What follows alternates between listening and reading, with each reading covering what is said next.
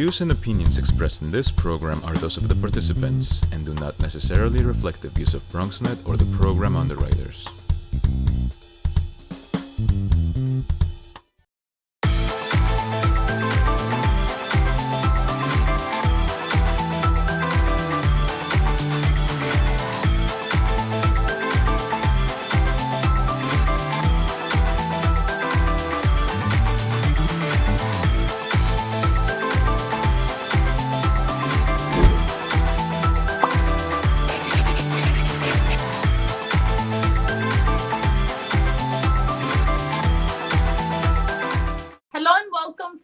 Fashionistas Home Edition. I am your host, Clarissa Bello.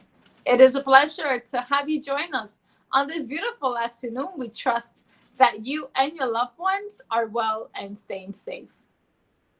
In today's Bellas Fireside Chat conversation, we welcome Google Digital Coach, Marketing and Branding Strategist, Diversity, Equity, and Inclusion, and founder of Encounter Your Potential, a marketing brand strategist company assisting businesses and individuals implement strategies that drive brand interest and generate leads. Please join me in welcoming Latina trailblazer and Hondureña, Sandra Garcia. Sandra, thank you so much for joining us today. Thank you for having me. Buenas tardes.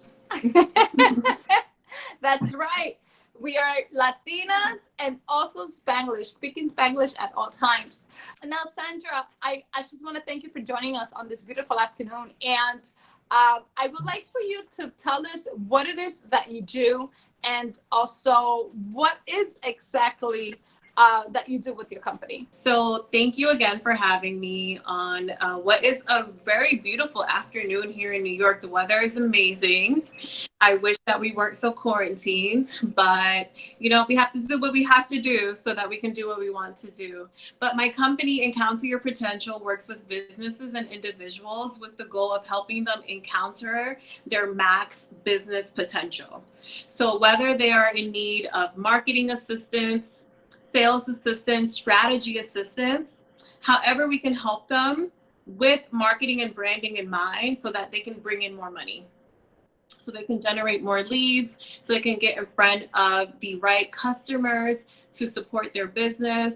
That's what I'm here for. So strategizing, brainstorming, being a think partner to help businesses ultimately encounter their max potential. But you do more than just one type of services. Can you break down the services that you do at your company? Several different service types, and it all falls under a marketing umbrella. To me, branding falls under marketing. In addition to that, we do strategic marketing, business consulting, event management, which is kind of like event marketing, thinking about what's your business goal in mind, why do you need to have this event, thought leadership, which is another form of marketing. So putting yourself in front of the audiences as the CEO or the person or the brand behind the business. Of course, social media marketing and digital marketing, which is everything today.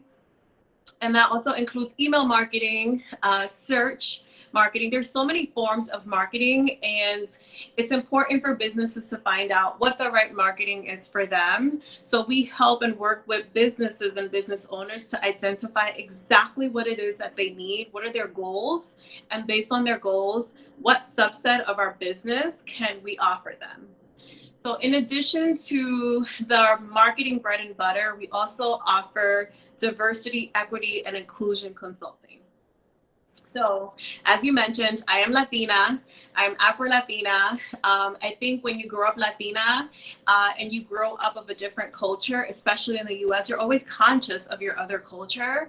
So for me, diversity, equity, and inclusion is something that I had no choice but to always think about from the very beginning when I could identify that it was a thing for me and it was an identifier for me. And when you look at the US and how products are sold, how businesses get in front of consumers, it's marketing. And a big part of that is marketing to diverse audiences. We know the rate to which Hispanics are increasing in the US. We see a lot of what's happening right now with the Black Lives Matter movement. There's so many subsets of the population, and being able to reach your end consumer is important. And with that, a sense of inclusion and a sense of awareness of even the difference within our Hispanic populations, from bilingual to multilingual to Hispanic, but English speaking only. Like, we come in so many variations. So being aware of what that multicultural layer is and can be is important for marketing and for business as well. So I consult with businesses and help them on their diversity, equity, and inclusion strategy for reaching people externally, but then also creating better cultures internally within their organizations. One of the things, Sandra, that I wanted to really discuss, you are a Google digital coach. How has that complemented the services that you provide, and how you have been providing these additional services to minority-owned businesses, and not only minority-owned businesses, but also to small businesses? Can you tell us more about that? One of my contracts is with Google as a vendor or contractor under the Grow with Google Digital Coaches program. And my focus there is to connect with small business owners who are Black and Latinx. So that's our target audience. So it's both small business owners, but with a focus on Black and Latinx business owners. So with that, before COVID, a lot of the programming that I was hosting was in Harlem on 125th Street. So it was live events. And they were actually good. I'm sorry, I just want to tell everyone how the marketing that you have on that and the way that you presented all these events was just phenomenal. But go ahead, please. Yes, thank you. And we have more to come. But the goal is to provide something for everyone. And business owners are in different places.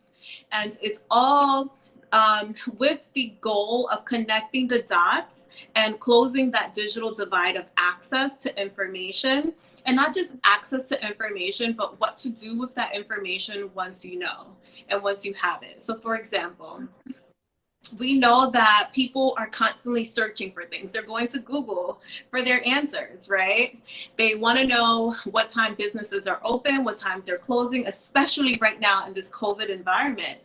Is the restaurant down the block open? Is this store, grocery store open, right? People want to know what's open, what's not. And then also, how long is it going to take me to get there? And those are just some of the things that people are searching. Those are just some of the things that people are Googling. But before that, it's important that you're online. And these are some of the things that I've been sharing with business owners since last summer when I became a Google Digital Coach. And COVID and the COVID environment just made everything that we were putting out into the universe even more useful, and just validated the need for having online presence. Because when you can't walk into something or walk into a business, then you might still need those products. We still need toilet paper. People were going crazy about toilet paper. Yes. I've never had groceries delivered before, but I had Whole Foods deliver groceries to me. I had toilet paper delivered to me from Amazon. But I also supported small business owners. I was spending more time at home. So I was buying those candles that I love, and I was able to shop for them online. But if there is a business that had no way for you to support them online, then they probably missed out on revenue, and they probably missed out on sales for 3 months, which can make a whole difference. That's like a whole big chunk part of the year. So with the Google Digital Coaches program, I was able to add a deeper layer of connection in the information that I was able to share with businesses for how they can grow their business. And this is a lot of the work that I was already doing from an execution perspective, because I'm a marketer. So executing on your digital strategies, making sure you have a website built. Once your website is built, making sure you could be found on Google search. And these are the things that COVID really highlighted that is necessary that all businesses have. How has your company, on the other standpoint, been able to continue to survive throughout COVID? I would have to say the pandemic has worked in my favor. And I'm so lucky, and I'm blessed, and I count my blessings for that, because because I can inform and educate and show businesses how to move their business online, that is what everybody needed. So even if you do not have a website right now and you sell product, you need to have a website. If you have a business where you're servicing other businesses or people, you need to have a website online, whether you are an accountant or you are a boutique. Whether you're selling lipstick or you're selling legal services, you need to have a website. Everyone needs to have a website. You need to have a website. I need to have a website, because how else are people going to find us? Before I jumped on this video with you, I was checking my emails and I got an email from someone in St. Louis, Missouri.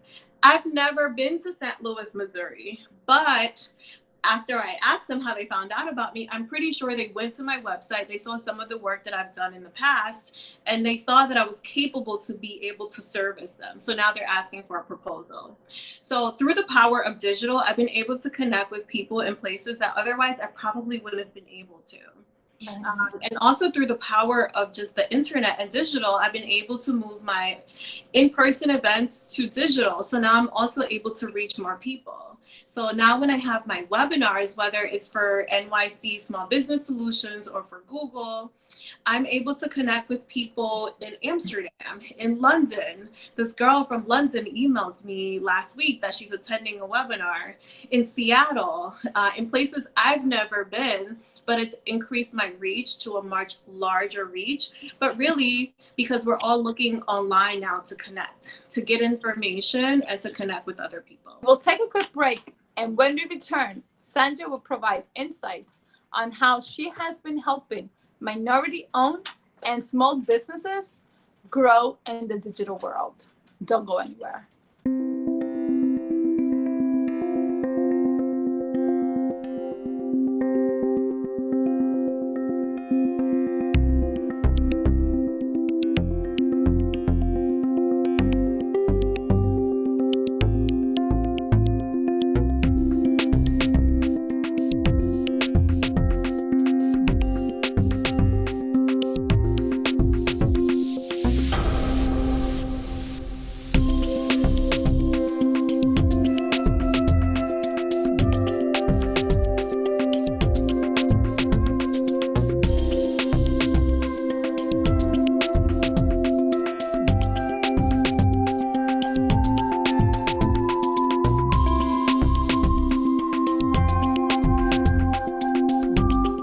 Welcome back. Now, Sandra, tell us, as a Google digital coach, tell us, why is it important to have a digital presence? A digital presence is important for everyone. I would say everyone, whether you have a business, you're working on a business, or you're in the business of you. So I say I have several streams of revenue, and one of those streams of revenue is me, myself, and I, as my personal brand and as a thought leader, which is as a marketer and as a brand strategist. So yes, people are going to my business website, but then people are also curious to find out more about me. Now, I bet you that everyone who's watching has either gone on an interview or has gone on a date, right? And in both circumstances, whether it's personal or it's professional, whoever you were meeting with looked you up.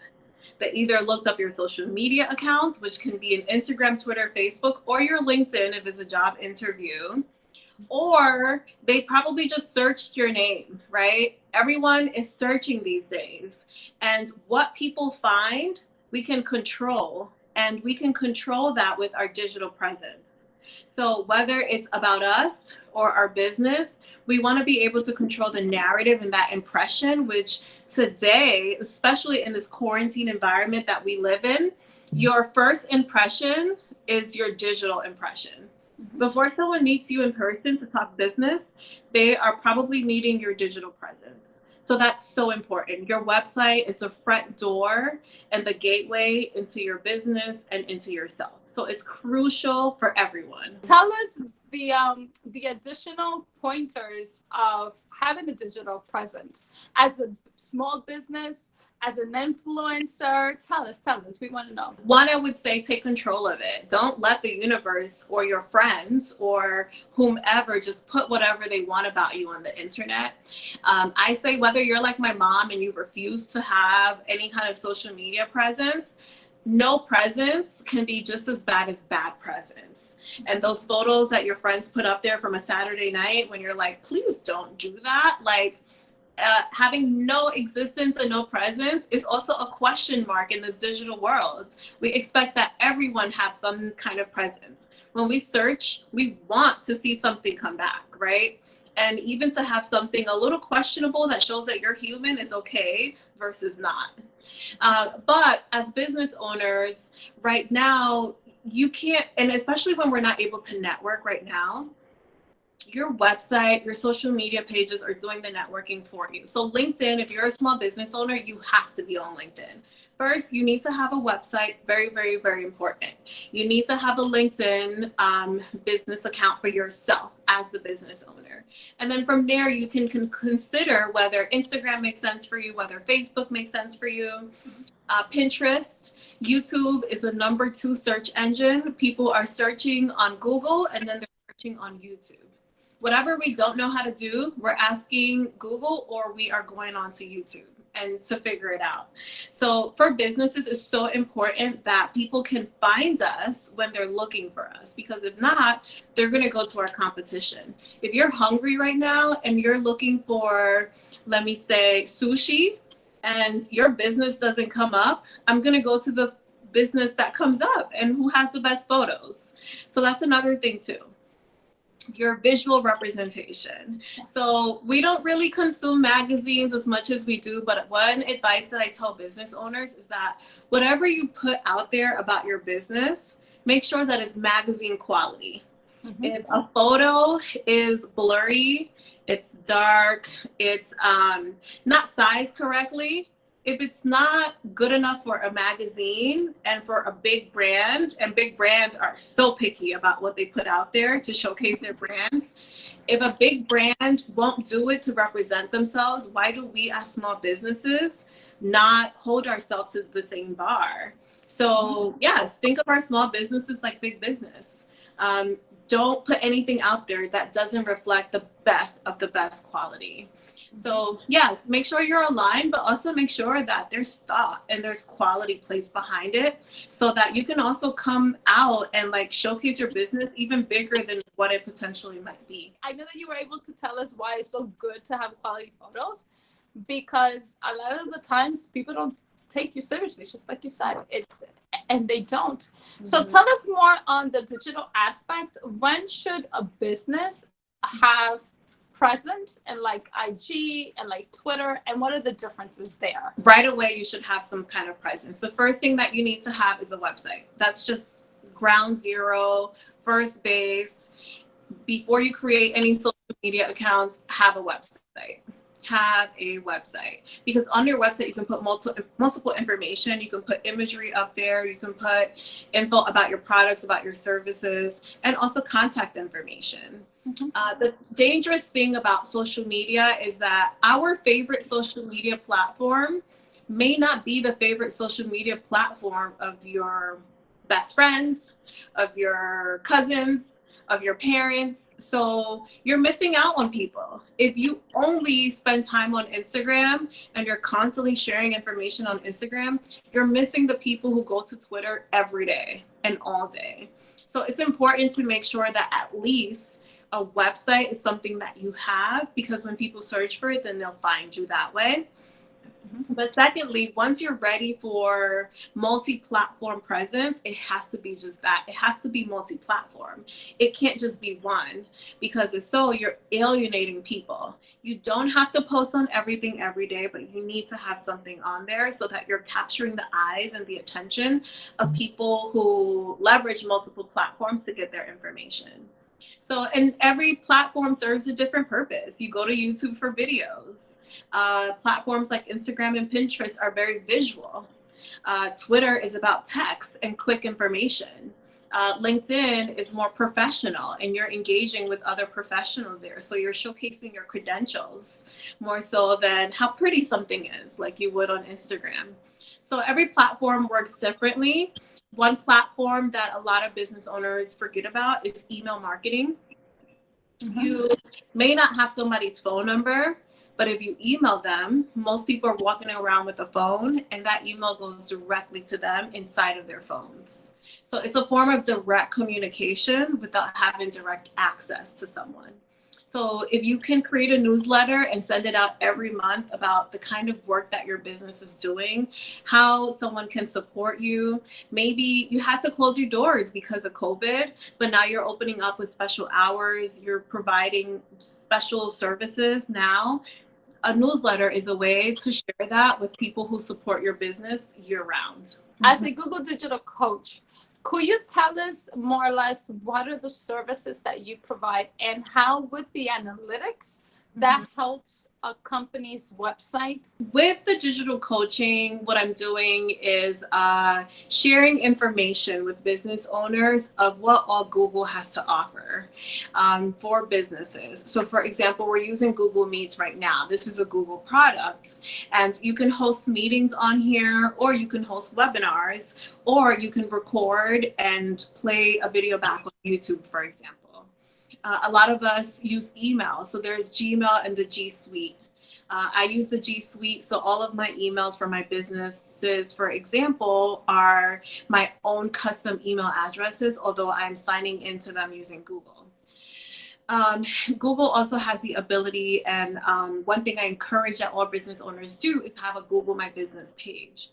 Now, from a marketer perspective, and also from a small business owner perspective, there are so many things that I anticipate that COVID has changed and will change in terms of the way that people do business today and what people's expectations are when it comes to the digital space. Because we've been quarantined, and I think Cuomo shared that it was 100 days total. We have gone through 3 seasons. It was winter, then it was spring, and now it's summer. And we're just now able to get back out and to interact. During those 3 months, people's expectations and how they interact with their favorite brands have changed. They probably have visited websites more than they ever have before in their lives. Everyone today, 3 months later, is a little bit more digitally savvy than they were in March. People have found out new ways to do different things, new things to explore. So with that, people's expectations have changed. Me, myself, as an example, I never ordered groceries before, but I saw how easy it was to order groceries from Whole Foods, and it's $0 delivery. And it saved me that long line at the grocery store to wait, to check out, having to zigzag through people. It was the most convenient thing ever. So now my expectations for interaction and service from Whole Foods has changed. And not just that, my expectations from any grocery store has changed. It has to be a seamless, effortless, botherless experience. So that's just one thing. For restaurants, for example, who have been delivering during this time, you can't all of a sudden not deliver anymore. You're going to lose people that way. You just made it super convenient for people to now taste your food and order your food. So I think expectations have changed in that regard, and that also people have seen how easy it is to work from home if you're able to. So now you're going to expect me to come into the office every day at the same time when we have all showed our brands and organizations that it's very possible to continue to get the work done, if not more, from home. So expectations have changed for businesses from a management standpoint, but then also how they service their customers. Everyone expects differently. If anything, shipping and delivery should be the most seamless experience going forward, and every business that has a product should be able to deliver.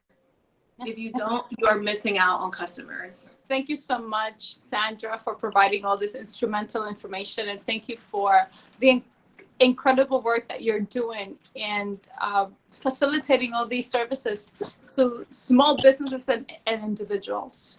Where can people contact you? First, thank you. And thank you for providing the platform for our communities of small businesses and then also our communities of Hispanic and Latin American businesses. So definitely connect with me. My business is encounteryourpotential.com. And you can find us on social media across platforms. Just enter Encounter Your Potential. But then you can also connect with me personally, Sandra Garcia Lowry. My underscore for Instagram is Sandy_Garlo. So I look forward to connecting with new faces. Thank you for joining us. Be sure to follow us on social media at Bellas Fashionistas and our media partner at BronxNet TV. To watch more of our programming, please visit our website at www.bellasfashionistas.com and our media partner at www.bronxnet.org. Take care and have a great day.